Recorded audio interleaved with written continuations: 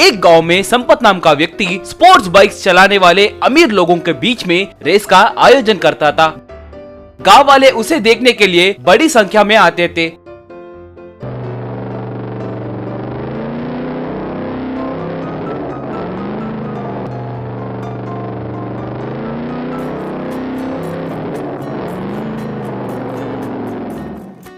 उसी गांव में नीरज नाम के एक मिडिल क्लास व्यक्ति के पास एक बजाज चेतक स्कूटर था। नीरज भी वो बाइक रेस बिना मिस करे देखता था। उसे भी उस रेस में भाग लेने की बहुत इच्छा थी। एक दिन नीरज संपत को मिलकर, सर मेरा नाम नीरज है, मुझे भी रेस में भाग लेने की इच्छा है सर, इस बार होने वाले रेस में मैं भी भाग लूंगा सर, प्लीज। संपत उसे और उसके स्कूटर को देखकर, क्या इस खटारे स्कूटर के साथ रेस में भाग लोगे? मैं सिर्फ अमीर लोगों के लिए ही रेस का आयोजन करता हूँ। पहले स्पोर्ट्स बाइक खरीदने की औकात तो रखो, बाद में देखेंगे। सर अगर ऐसा है तो आप एक काम कर सकते हो ना, मेरे जैसे स्कूटर चलाने वाले इस गांव में बहुत लोग हैं, हम लोगों के बीच में आप एक रेस का आयोजन कर सकते हैं ना।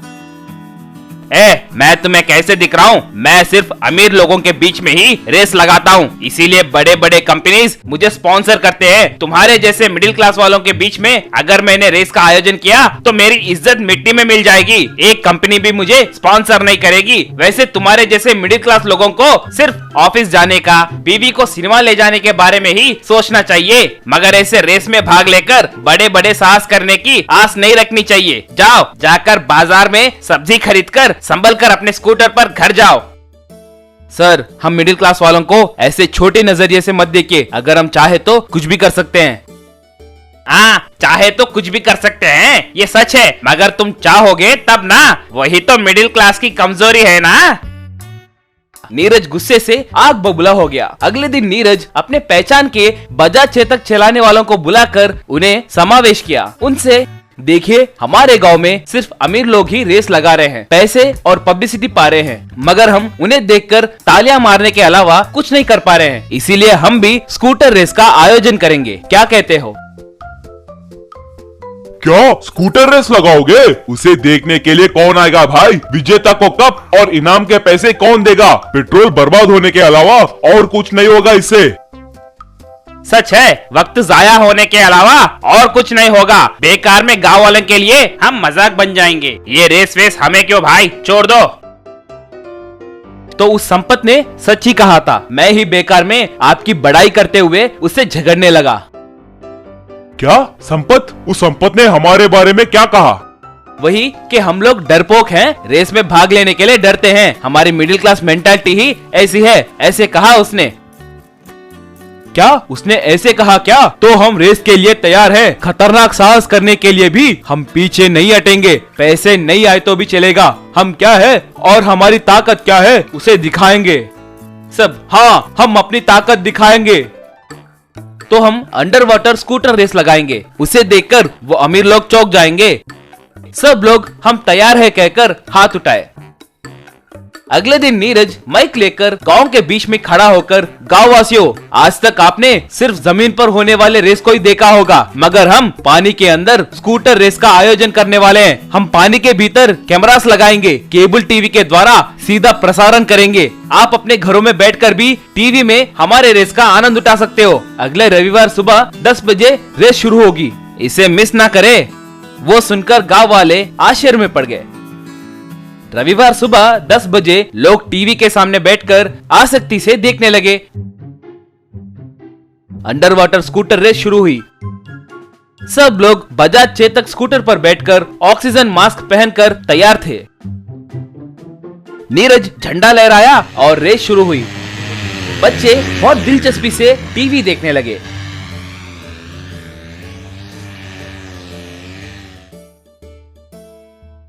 वो स्कूटर रेस बहुत अच्छे से चल रहा था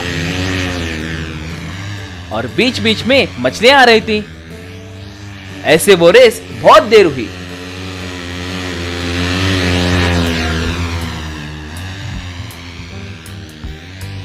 आखिर में पप्पूलाल नाम का एक बूढ़ा आदमी रेस जीता। टीवी के सामने बैठे लोग जोर से तालियां मारने लगे। ये रेस पूरे देश में बहुत मशहूर हुई।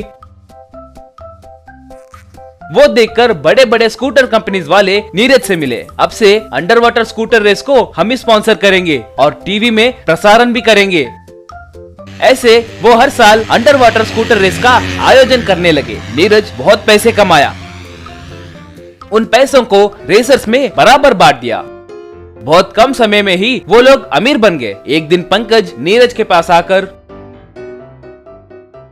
मुझे माफ करो नीरज, मैंने तुम्हारा मजाक उड़ाया। अब हमारे रेस को देखने के लिए कोई नहीं आ रहे हैं। आप लोग पूरे देश में बहुत मशहूर हो गए हो। अब से मैं रेस का आयोजन करना पूरी तरह से बंद कर रहा हूँ, कहकर जाने लगा।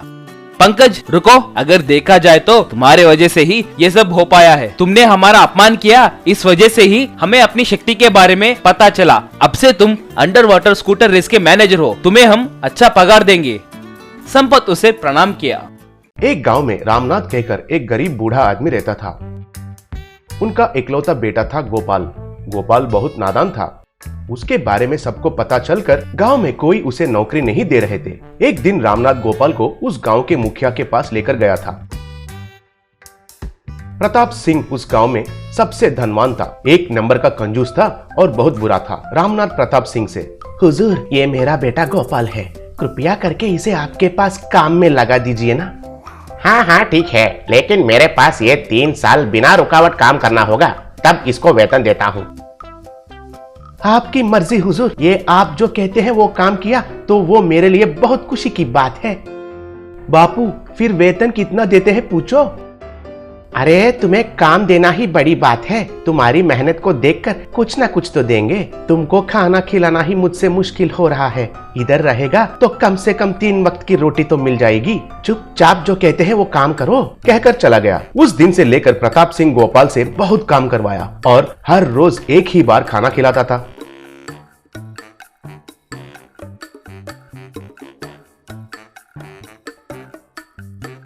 एक दिन प्रताप सिंह गोपाल से, अरे गोपाल, आज तक तुम्हारी 3 साल का काम पूरा हो गया है। तुम्हारा वेतन लेकर तुरंत इधर से चले जाओ।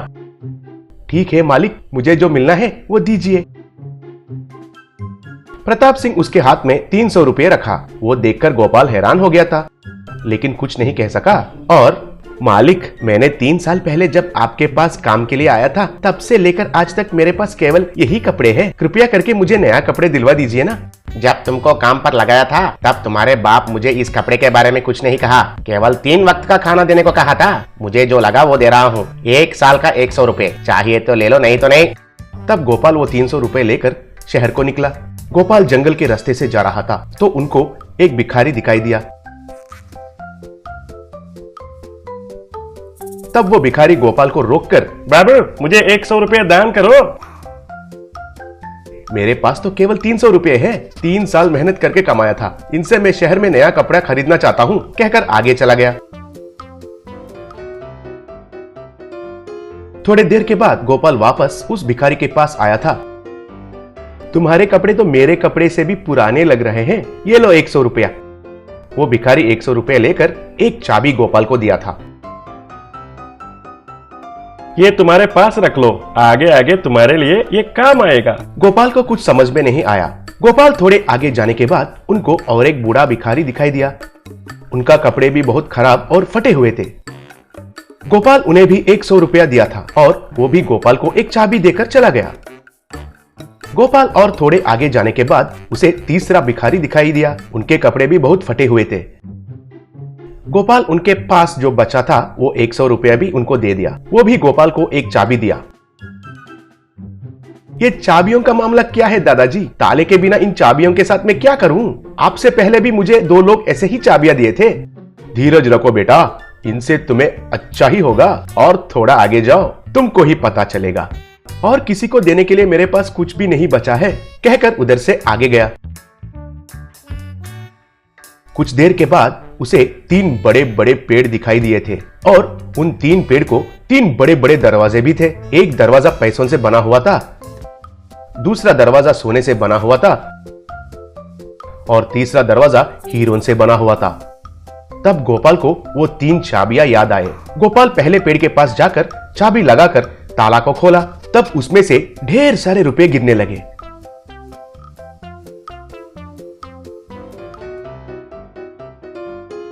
गोपाल दूसरा दरवाजा खोला तो ढेर सारे सोने का गहने गिरने लगे। तीसरा दरवाजा खोला तो उसमें से ढेर सारे हीरे गिरने लगे।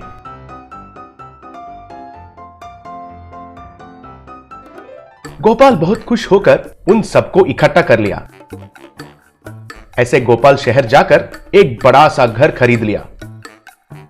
गहनों का व्यापार और कपड़ों का व्यापार भी शुरू किया था। यह बात प्रताप सिंह को पता चला। मैंने जो दिया वो 300 रुपयों से वो इतना सारा संपत्ति कैसे कमाया? सच में वो सौभाग्य मुझे मिलना चाहिए। कहकर ईर्ष्या द्वेष से रगड़ गया। उनको जो सौभाग्य मिला वो मुझे भी कमाना होगा, सोचा और वो गोपाल जैसा पुराना कपड़े पहनकर 300 रुपये लेकर निकला। गोपाल ने जैसे किया था वैसे ही उन 3 भिखारियों को 300 रुपया दान दिया और 3 चाबियां लिया था।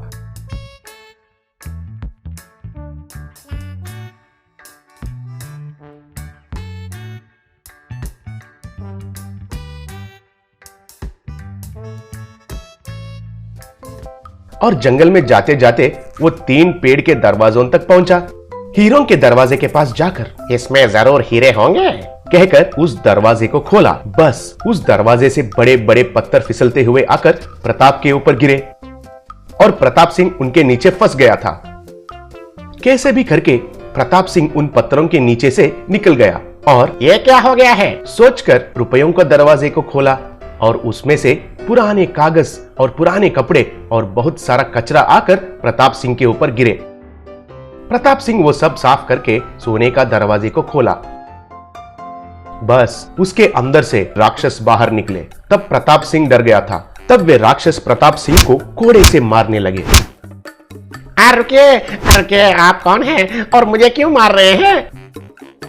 तुम बहुत अन्याय से गोपाल के मेहनत को 3 सालों तक लूट लिया, इसलिए सजा के रूप में तुम्हारे सारे संपत्ति गोपाल के पास पहुंच गया।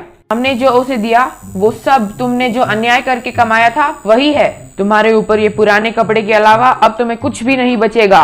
कम से कम अब से तुम्हारे बुद्धि को बदलकर सबका सहायता करो, नहीं तो तुम्हें खाना तक नहीं मिलेगा। जाओ कहकर उधर से गायब हो गए थे। प्रताप सिंह वापस घर जाकर देखा तो उनका पूरा दीवार टूट गए थे और घर का पूरा सामान पत्थर और कचरे में बदल गए थे और प्रताप सिंह को उनके पुराने कपड़े ही बचे थे। तब प्रताप सिंह अपने आप को निंदा किया। गोपाल उनके पिता के साथ एक बड़ा बंगला में सुकून की जिंदगी जीने लगा।